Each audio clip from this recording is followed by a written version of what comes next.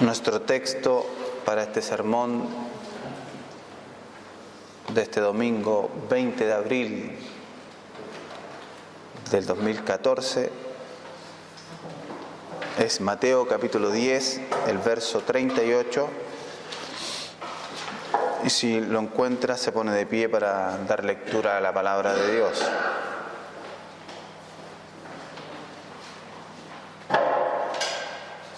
Mateo 10, el verso 38. Dice así la Biblia, en el nombre del Padre, del Hijo y del Espíritu Santo. Amén. Y el que no toma su cruz y sigue en pos de mí, no es digno de mí. Y el que no toma su cruz y sigue en pos de mí, no es digno de mí. Amén. Oramos. Señor, en esta mañana, Dios mío, nos hemos reunido, Padre, por tu gracia, Señor. Hemos orado, Dios mío. Hemos también, Señor, entonado, Dios mío, himnos, Señor, a tu nombre santo y eterno. Dios mío, pero lo más importante, Señor, viene ahora, Dios mío, tu palabra, Señor. Aquella, Dios mío, que es el centro, Dios mío, de nuestra vida. Ella que nos guía, que nos guarda, Padre. En esta mañana tu palabra corra y sea glorificada. Bendice nuestro entendimiento, Señor. Habla a nuestro corazón, Padre. Redargúyenos, exhórtanos, ministranos por medio de ella, Señor. Edifícanos por ella, Señor. Oh Dios, habla, Dios mío, conforme a tu voluntad, Dios mío, y habla, Señor, a nuestras necesidades también por ella, Padre. Bendícenos, Dios mío, en el nombre de Jesús lo pedimos. Amén y amén. Amén. Mateo capítulo 10, el verso 38. Nosotros ya habíamos hablado anteriormente este sermón, pero anoche lo estaba revisando y alguien dijo alguna vez por ahí que los sermones eran como un bebé, que en la medida que el tiempo pasa, nacen en un momento y después van creciendo con el tiempo. Nos va añadiendo cosas y Dios nos va dando luz en las Escrituras y van creciendo y se van desarrollando de mejor manera. Por lo tanto, hoy día vamos a hablar de la cruz de Cristo. Y el que no toma su cruz y sigue en pos de mí no es digno de mí. En el calendario litúrgico correspondería predicar un sermón sobre la resurrección, entendiendo que este fin de semana que acabamos de vivir es Semana Santa, ¿no? Esta semana de festividad religiosa que se celebra en la mayoría del mundo cristiano. Más bien, nosotros no solo nos podemos ponernos a criticar la actividad que realiza el medio, ¿cierto?, sino sacar provecho de ello y ver y alegrarnos que al menos un fin de semana en el diario vivir de la gente que vive totalmente despreocupada de esto, la gente pueda mirar en la historia de nuestra fe en dirección a la cruz. Es interesante que podamos meditar nosotros en eso. Bueno, personalmente veo tres figuras que pudiera decir son el centro del mensaje evangélico. Sin duda, la más importante de estas tres figuras es la figura de Cristo, ¿no?, nuestro Salvador. Con un mensaje controversial, Él se introduce en la plenitud del tiempo, sacudiendo todo el esquema religioso preponderante de su tiempo, ¿no? Él vio cómo se enfrentó, nosotros vemos a través de las Escrituras cómo Él, abriendo su boca, ya vino inmediatamente el quiebre entre el sistema religioso judío y la predicación de Jesús. Entonces Él sacude con su mensaje el mundo religioso. La gente estaba cansada de la religión muerta y vacía. de actos religiosos sin verdad, sin vida, llenos de falsedad y de engaño. Cristo rompió con todo esto, por eso que su figura es importante. No hay nadie que haya marcado la historia como Cristo. Él marcó la historia con su nacimiento y marcó la historia con su muerte y resurrección. Él es el centro de la historia, porque siendo Dios, Dios es el Dios de la historia, ¿no? Por lo tanto, la figura más importante de estas tres que veo yo en este centro del Evangelio es Cristo. Por su mensaje, por su gracia, la gracia mostrada al pueblo gentil. Él trae el mensaje de la gracia. Busque por favor Juan capítulo 10 y el verso 16. Vamos a ver allí cómo Él nos habla acerca de la gracia que ha traído. Juan capítulo 10, el verso 16.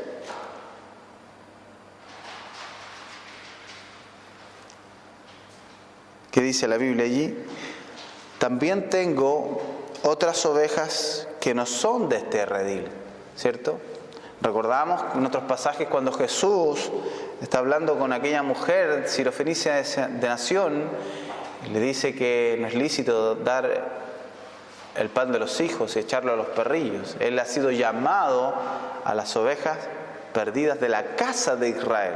Pero aquí Jesús está también hablando y diciendo, también tengo otras ovejas que no son de este redil, no son del pueblo judío. A aquellas también debo traer, y oirán mi voz, y habrá un rebaño y un pastor. Allí está la introducción de los gentiles.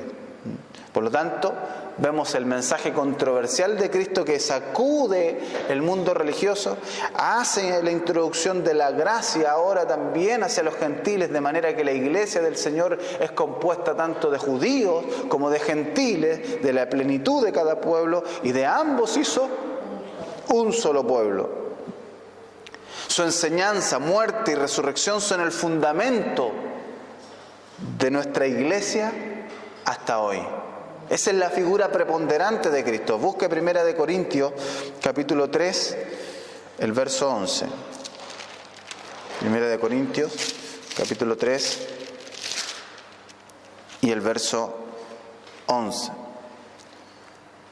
Porque nadie puede poner otro fundamento que el que está puesto, el cual es Jesucristo. Él es el centro. De estas tres figuras que veía yo estudiando el texto, la más preponderante es Cristo. Jesús, la cruz, su muerte y resurrección. Esas son las tres figuras que son el centro de nuestro mensaje evangélico. La más preponderante, Cristo. Su mensaje, la gracia, su enseñanza, muerte y resurrección son el fundamento de nuestra iglesia hasta hoy. En segundo lugar, la figura que podemos ver es la cruz, de la cual vamos a hablar hoy y estaremos hablando. Y en tercer lugar, la resurrección de Jesús. Estas son las figuras más preponderantes que nosotros vemos cuando leemos los evangelios. Los evangelios apuntan a esto, y el mensaje de la iglesia primitiva radicó en la muerte y en la resurrección de Jesucristo. Eso es lo más preponderante, y sobre todo en esta semana, como le decía, en esta semana de calendario litúrgico, en donde el mundo entero se reúne en torno a la muerte y resurrección de Jesús, este acontecimiento que marcó la historia, lo más preponderante, lo más importante es que hay tres figuras que resaltan en torno de todo. en medio de todo esto, en medio de los latigazos, en medio del problema, Dios le bendiga, en medio de la situación puntual que se vio reflejada en ese momento que marcó la historia, la persecución de Jesús, la traición de Judas y todo lo que envolvió su ministerio, los milagros, lo más preponderante, las tres figuras que aparecen con más realce son la figura de Cristo, la cruz, su muerte y su resurrección. La más preponderante sin duda es Cristo, como decíamos. Él se introdujo en la plenitud del tiempo con un mensaje controversial que sacudió al mundo religioso. Introdujo la gracia al pueblo gentil. Su enseñanza, muerte y resurrección son el fundamento de nuestra iglesia al día de hoy. En segundo lugar, la cruz. Ya vamos a entender lo que realmente significa la cruz para nosotros, los que nos llamamos así cristianos. Y en tercer lugar, la resurrección de Jesús, que nos habla de la victoria completa sobre el pecado. Él resucitó no solamente porque era Dios, hecho hombre, hecho carne. Él resucitó porque Él no pecó. Y la muerte sujeta al hombre por su pecado. Por eso que cuando la gracia de Jesucristo, la justicia de Cristo se nos es imputada a nosotros, la muerte no nos puede detener y nosotros resucitamos por su gracia y por su gracia resucitaremos. En tercer lugar, la resurrección de Jesús nos habla de la victoria completa de Cristo, de Dios, sobre el pecado y el poder del evangelismo que realizó la iglesia primitiva. La iglesia primitiva siempre habló y su mensaje evangelístico fue la resurrección de Cristo de entre los muertos. Ese mensaje era un mensaje poderoso que al día de hoy ya no lo oímos más. Usted compara el evangelismo que hoy día se hace al evangelismo primitivo y no lo oímos más, no hay figura de ello. Hablamos solamente de una necesidad y alguien que puede suplir esa necesidad, de la falta de un bien y alguien que puede suplir la falta de ese bien, pero de la resurrección de Cristo ya no se habla más. En tercer lugar, entonces, la resurrección de Cristo, que trae también la promesa implícita de nuestra resurrección, ¿cierto? Busque por favor Filipenses capítulo 3, el verso 10. Filipenses capítulo 3, el verso 10.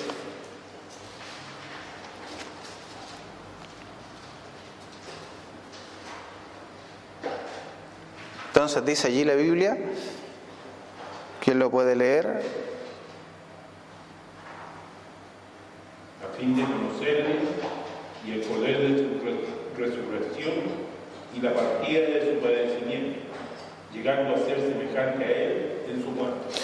A fin de conocerle y el poder de su resurrección y la participación de sus padecimientos, llegando a ser semejantes a Él en su muerte. El poder de su resurrección. Hay poder en ese mensaje. Y ese fue el mensaje que compungió en el libro de los Hechos, en el capítulo 2, a aquellos que estaban escuchando a Pedro predicar. Primera de Corintios, capítulo 15, el verso 20. Primera de Corintios, capítulo 15, el verso 20. Mas ahora Cristo ha resucitado de los muertos, primicias de los que durmieron es Él.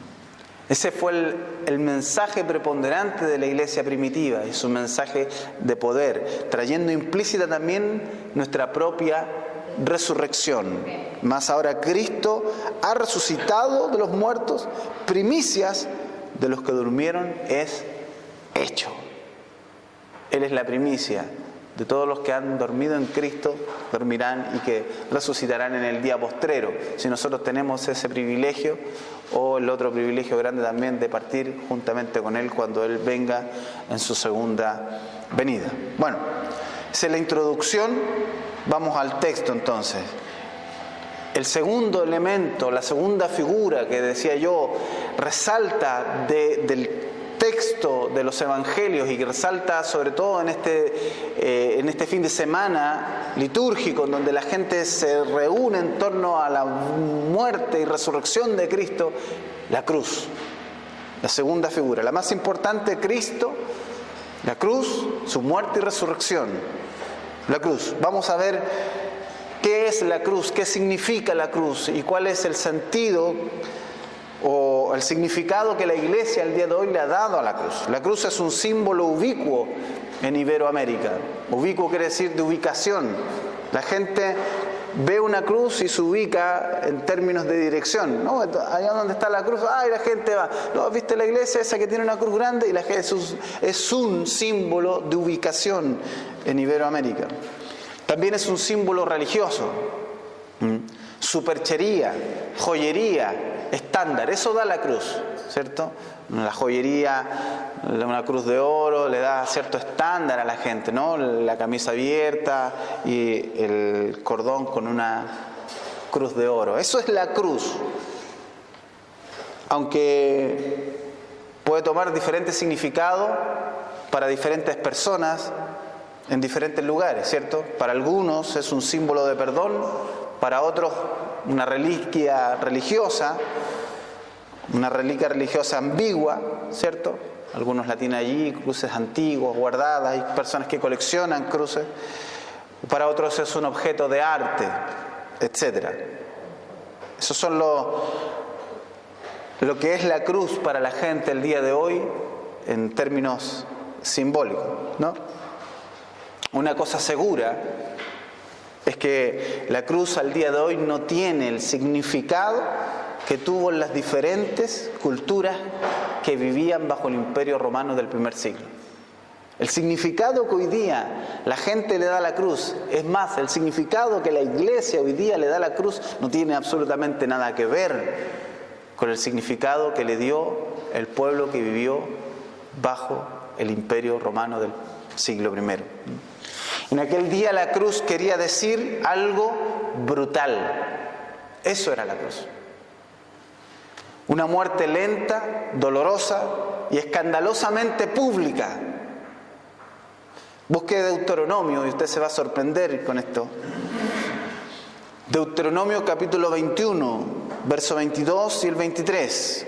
Porque nosotros normalmente decimos que la ejecución en la cruz era un acto ejecutorio del pueblo romano propiamente tal, ¿no?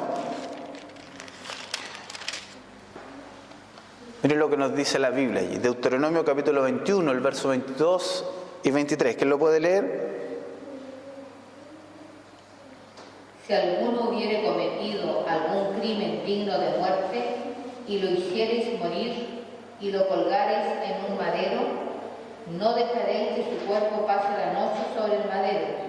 Sin falta lo enterrarás el mismo día, porque maldito por Dios es el colgado, y no contaminarás tu tierra que Jehová tu Dios te da por heredad. Increíble, ¿no? ¿Dónde está eso? La ley. Ya hay una anunciación respecto de lo que es la cruz. Por eso que Cristo no quedó en el madero, ¿no? Fue descolgado esa misma noche. A ello apuntaron los fariseos, su falsa piedad religiosa, ¿no? Gálatas capítulo 3, el verso 13. Gálatas capítulo 3, el verso 13.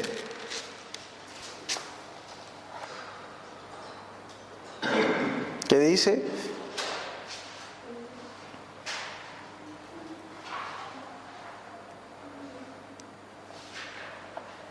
Cristo nos redimió de la maldición de la ley, hecho por nosotros maldición, porque está escrito: maldito todo el que es colgado en el madero.